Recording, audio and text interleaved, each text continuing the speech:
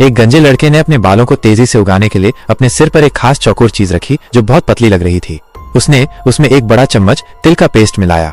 इसे अच्छी तरह से मिलाने के बाद उसने इसे पूरे आत्मविश्वास के साथ अपने सिर पर फैला लिया।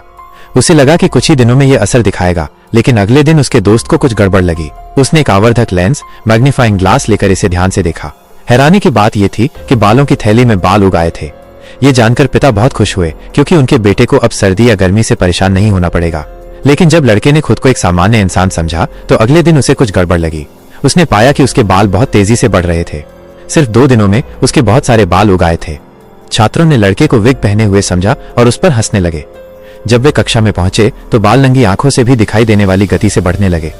घर लौटने के बाद बालों ने उसकी दोनों आंखों को पूरी तरह से ढक लिया था और यहां तक कि खाना भी मुश्किल हो गया था। यह स्पष्ट रूप से उस मरहम का एक दुष्प्रभाव साइड इफेक्ट था। इस समय उसे सोते समय भी अपने बालों को बांधना पड़ता था। उसके माता पिता हर दिन उठकर सबसे पहले रात में बढ़े हुए लड़के के बालों को साफ करते थे।